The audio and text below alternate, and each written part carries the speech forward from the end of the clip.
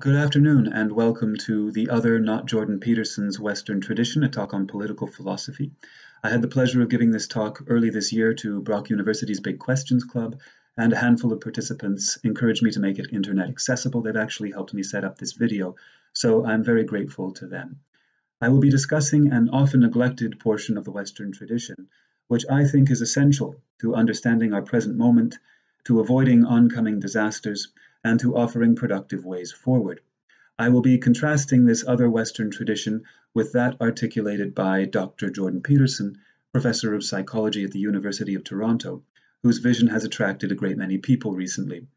Dr. Peterson burst onto the scene a couple of years ago with his stance on gender pronoun legislation, but he's since ballooned into a much bigger affair. As an opponent of extreme ideologies, of equity and postmodernism, and as an advocate for free speech, individual responsibility in a chaotic world, and for hierarchical free market capitalism. Dr. Peterson has been called one of the most important thinkers to emerge on the world stage in many years by The Spectator, and others have called him perhaps the most influential thinker in the Western world today. My thesis is that when Dr. Peterson is contrasted with this other tradition, he will emerge as a thinker of no great significance whatsoever. However, my purpose is not merely to undermine Dr. Peterson, but to advance the conversation, which I think we badly need to do. So my talk will have three main components to it. The first is contrasting Dr. Peterson's version of the Western tradition with this other neglected portion of the Western tradition. The second will be showing how Dr. Peterson has led us so far astray from simple things that we desperately need to know. And the third is offering simple, practical things that we can do to save the world. It's a big undertaking, but I did present it to the Big Questions Club, so it's go big or go home. Without further ado, the other not Jordan Peterson's Western tradition. Fair warning, there will be quotes. So we'll start with foundations. Dr. Peterson has been accused of being many things by many people, including a fascist. However, he's quite adamant that he does not follow from those far-right traditions whatsoever, and he says that these are the traditions he follows from. I will be taking him at his word, that this is how he envisions himself and what he sees himself putting out into the world. He says, politically, I am a classic British liberal. Temperamentally, I am high in openness, which tilts me to the left, although also conscientiousness, which tilts me to the right. Philosophically, I'm an individualist, not a collectivist, of the right or the left. That's going to be very important to him. Metaphysically, I'm an American pragmatist who has been strongly influenced by the psychoanalytic and clinical thinking of Freud, Jung, and the psychotherapists who have followed in their wake. So that's Peterson according to Peterson. At the root of his worldview, both in what he advocates for and his opposition to equity, is his understanding of how inequality and motivation relate to one another. He says the reason anyone strives to better themselves or to develop a skill or to move forward in life at all is to produce inequality. You're trying to rise above the mediocre masses every time you make an effort at anything. And from this follows his understanding of hierarchy, capitalism, and trade. He says, because our hierarchical organizations make and do things that people want, and because people differ in their competence in doing so, different people experience different demand for their services. We adjudicate such demand with pay. This is the alternative to slavery. He takes this very seriously. If you are producing the things that people want, then you are entitled to charge what people are willing to pay for your services. And he is a non-utopian free market advocate. He's going to claim that having utopian visions and being willing to do terrible things in the name of those visions was a big part of the atrocities of Stalinist Russia and of Maoist China. And he's going to say, flawed as the free market system is, he's not claiming that it's perfect, and he's not claiming that it's foolproof. We don't have anything better. So he's going to say free market capitalism works pretty well. We don't have a better alternative, and that's why he's an advocate for it. What he is decisively opposed to is Marxism. And he's going to say Marxism is not only the underlying philosophy behind the catastrophes of Stalinist Russia and Maoist China, but it also underlies contemporary discourses around equity and postmodernism. And when he sometimes pieces it together, he calls it postmodern neo-Marxism. He says, and then when the Marxists say, well, that wasn't real Marxism, What it really means, and I've thought about this for a long time, it's the most arrogant possible statement anyone could ever make. It means if I would have been in Stalin's position, I would have ushered in the damn utopia instead of the genocidal massacres because I understand the doctrine of Marxism and everything about me is good. Well, think again, sunshine. You don't understand it. You don't understand it, and you're not that good. You wouldn't have done any better. And even if you had, there would have been someone else waiting right behind you to shoot you the first time you actually tried to do anything good. So even if you do happen to be that avatar of moral purity that you claim implicitly, the probability that you would get to act out your goodness in relationship to those possessed by your ideology is zero. Tell us what you really think. He's going to say that Marx had some fundamental errors. He saw some real things. He looked at the extreme inequalities of capitalism, which really do exist, and he looked at the way accumulation tends to fall into fewer and fewer hands, which he's going to say also really does exist. And Marx assumed that this was due to oppression. But he's going to say it actually follows from a kind of natural law.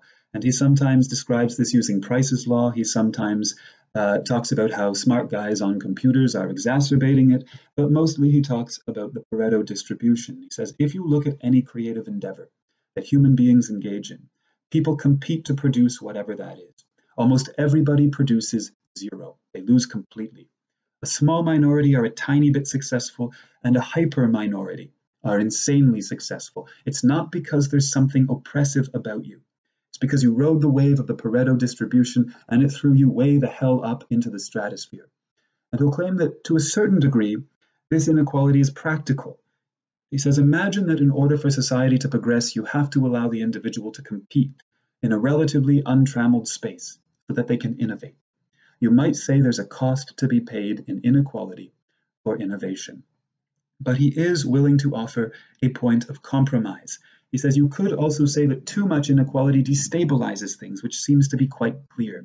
So there's room for an intelligent conversation here. Now, he's maybe not the most inviting to that intelligent conversation. The way he theorizes extreme inequality destabilizes things is he's going to say those people at the bottom eventually say screw it and destroy everything. Maybe not the best way to bring them to the conversation, but he does at least open the door. He says we have to curb the extremes of inequality, but unfortunately, we don't know what to do about that. And that's going to be a very important entry point for us this afternoon. I'm going to claim that we can solve this problem of extreme inequality. Of Western civilization, he says that's the lesson of Western culture, to place the individual at the place of paramount importance and to make the group identity emerge only when necessary and secondarily, if ever. And he's going to say, as we try and solve the extremes of inequality, we have to do so in a way that respects the individual. So Jordan Peterson's Western tradition looks something like this. Here's what it is. Individualism at the very top, liberty, especially regarding free speech, of course, logic, science, categorization. He's going to say this is the way we think. Competition, hierarchy, capitalism, and Judeo-Christian meaning-making. He's devoutly religious. I won't be getting into that too much today. What he decisively is not is Marxist, neo-Marxist, and certainly not postmodern neo-Marxist.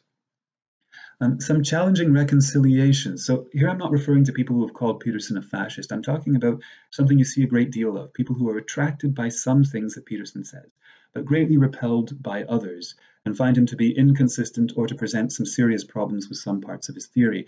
Here are some of the key ones that people have articulated.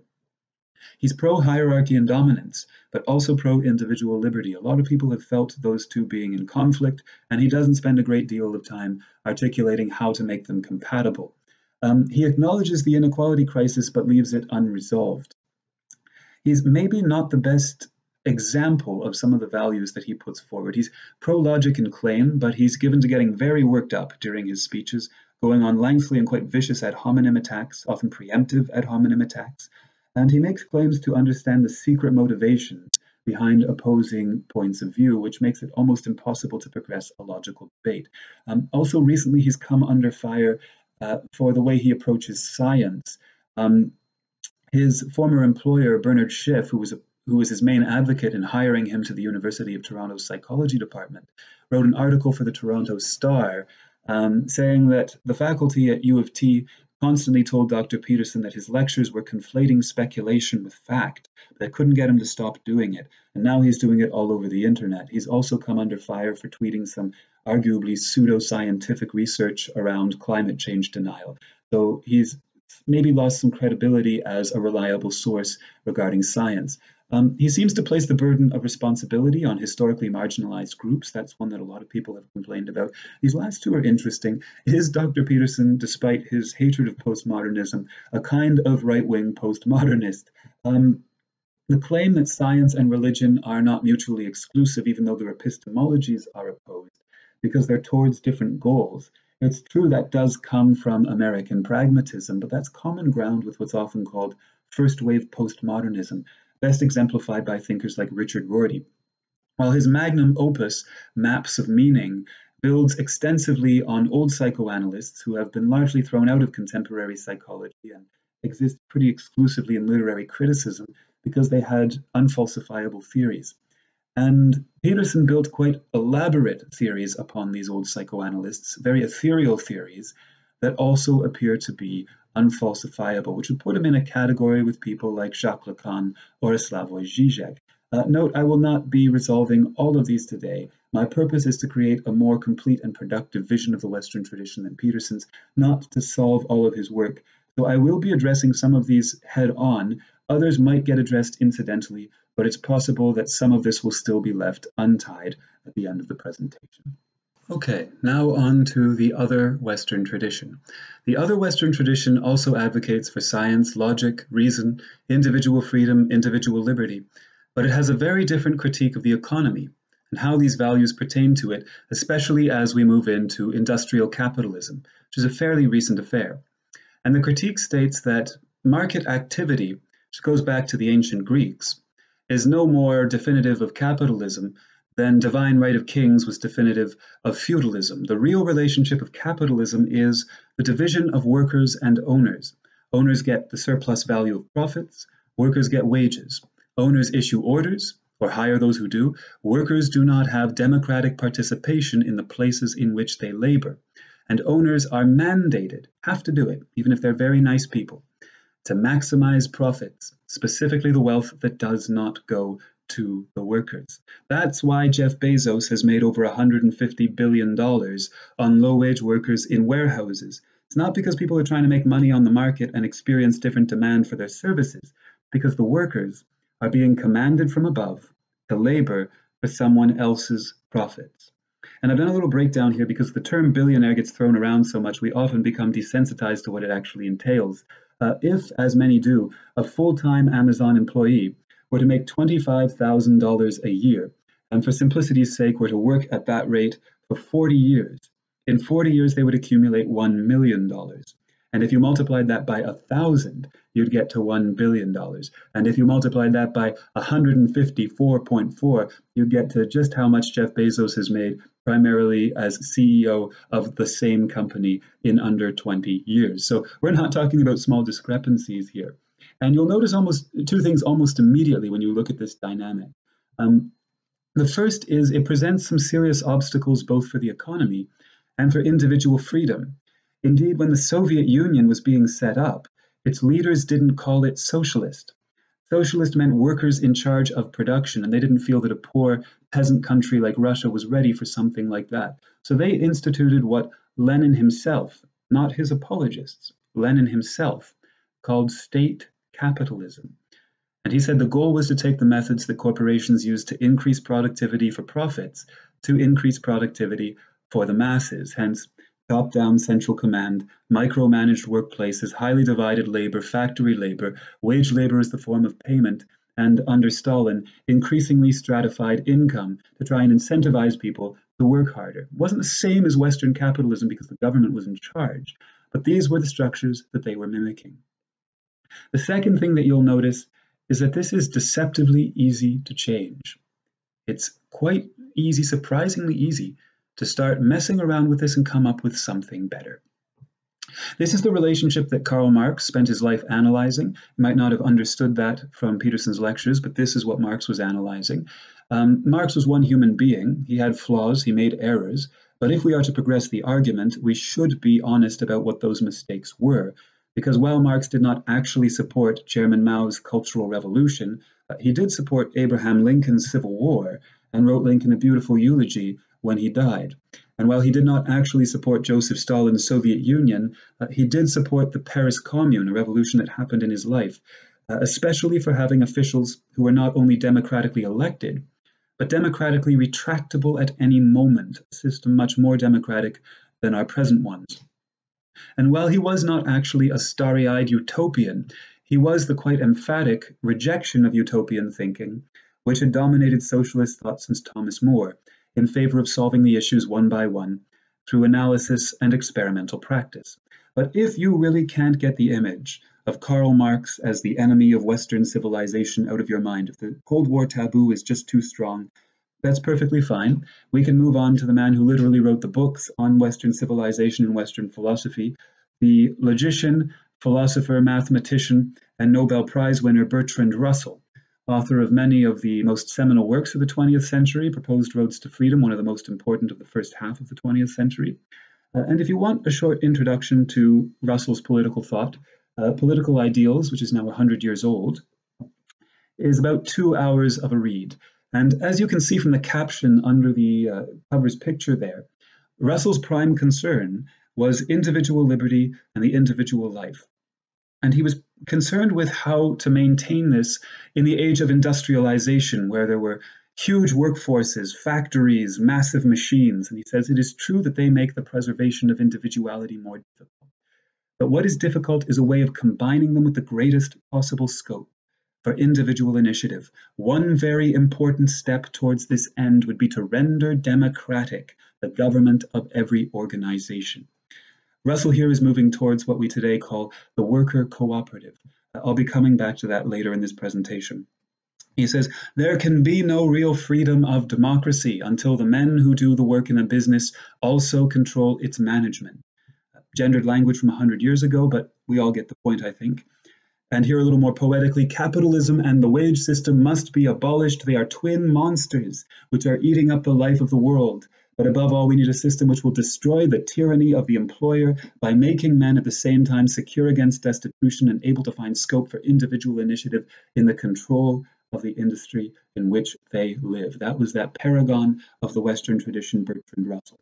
Or we could turn to the preeminent American pragmatist, John Dewey, who wrote 20 years earlier, there is no need to beat around the bush in saying that democracy is not in reality what it is in name until it is industrial, as well as civil and political. Or we could turn to George Orwell, author of Homage to Catalonia, and The Road to Wigan Pier, the latter of which we will be returning to in this presentation.